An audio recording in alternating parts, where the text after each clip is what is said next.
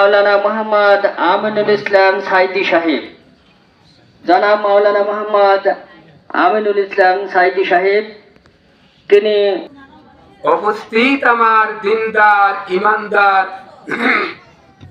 মুত্তাকিন ভাইরা, পর্দার আড়ালে সম্মানিতা মা ও বোনেরা, আসসালামু আলাইকুম ওয়া রাহমাতুল্লাহি ওয়া বারাকাতুহু।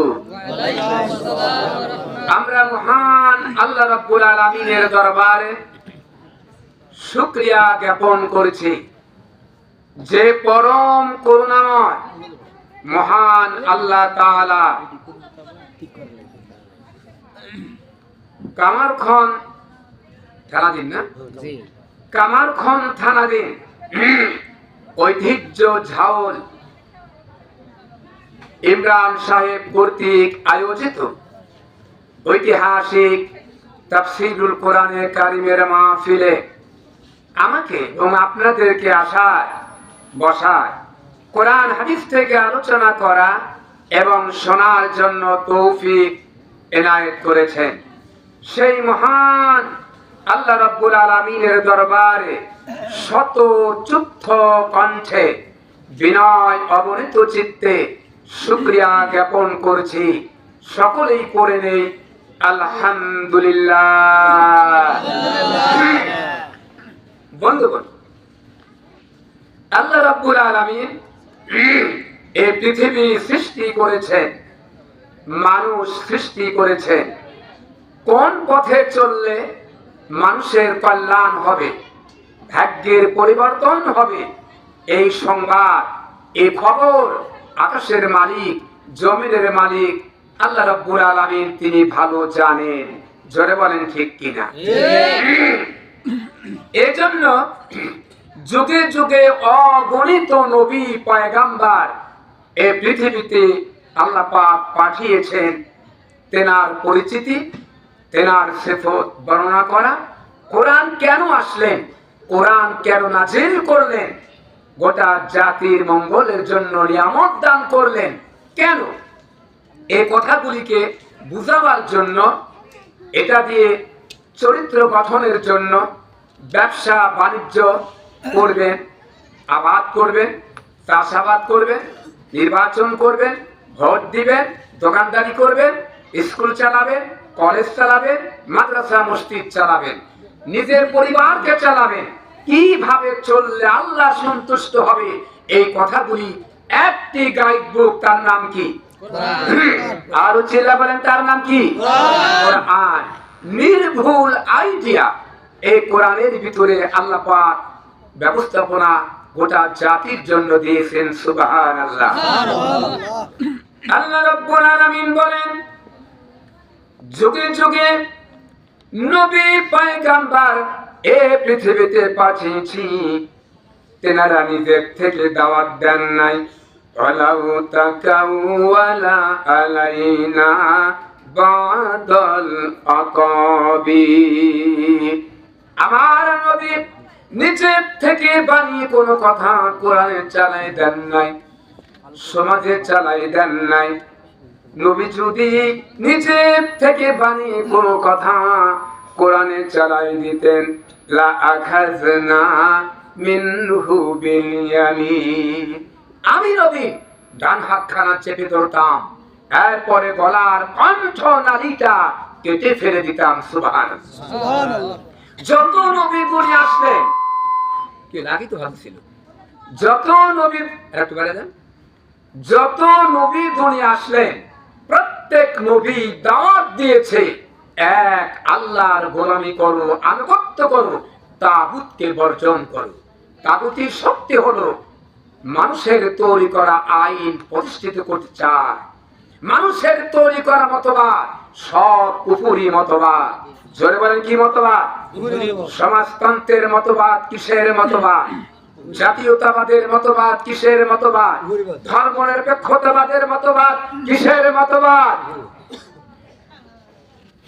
সমস্ত মতবাদ কুফরি মতবাদ। কোন মুসলমানের বাচ্চা যার গায়ে মুসলমানের রক্ত আছে, আল্লাহর দেখানো, রসুলের দেখানো ইসলাম ছাড়া অন্য কোন আন্দোলন করতে পারে না। হারাম হারাম। মুসলমান আন্দোলন করবে কোরআনের আন্দোলন, কোরআনের রাজ কায়েমের জন্য রক্ত দেবে, জান দেবে, মাল দেবে, সকল কিছু বিসর্জন করবে। জোরে বলেন ঠিক কিনা?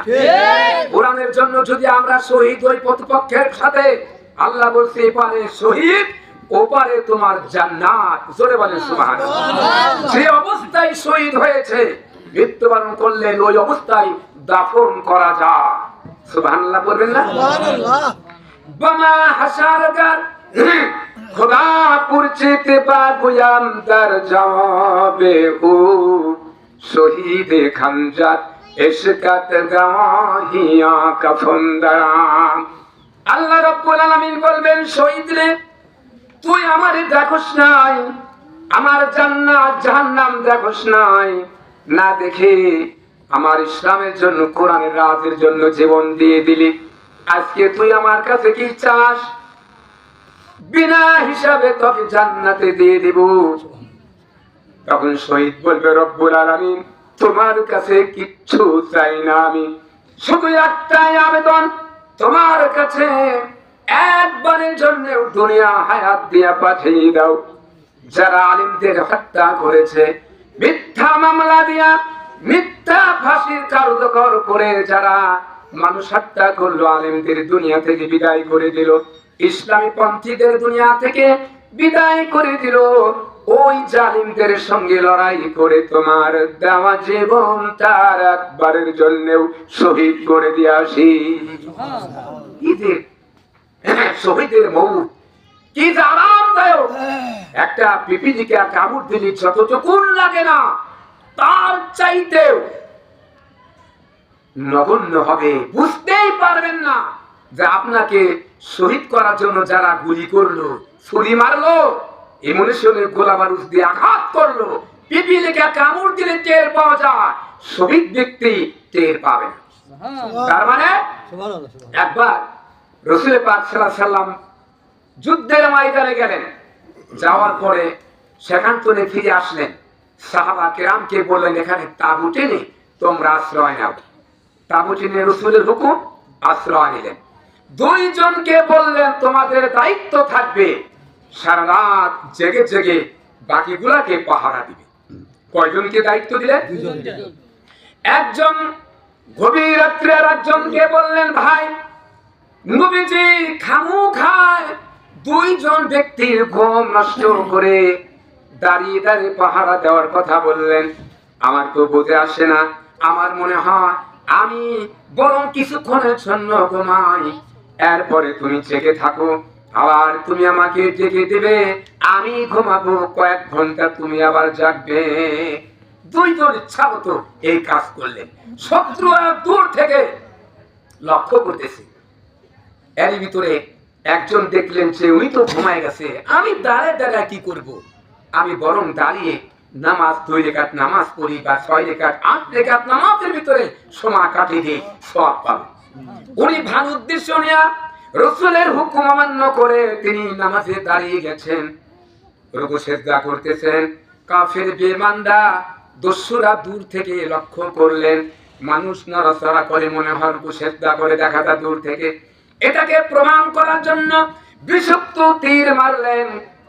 যিনি দাঁড়িয়ে নামাজ পড়তেছিলেন তার ডান হাতের বাহুতে তীর প্রবেশ করলো, এরপর আরেকটা মারলেন, বাম হাতের বাহুতে প্রবেশ করেছে, রক্ত প্রবাহিত হতেছে, নামাজ ছেড়ে দেয় নাই।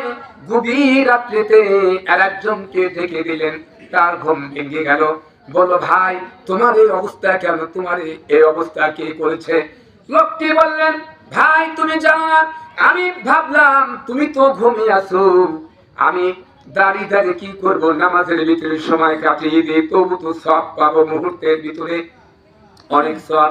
নামাজে ছিলাম, কোন ফাঁকি যে জালিম কাফেররা তীর মেরেছে, কোন সময় আমার শরীরে লেগেছে, আল্লাহর কসম করে বলি, নামাজের ভিতরে সূরা কেরাত পড়তে এত মজা লেগেছে, কোন সময় প্রবেশ করেছে তীর একটু টের পাই নাই।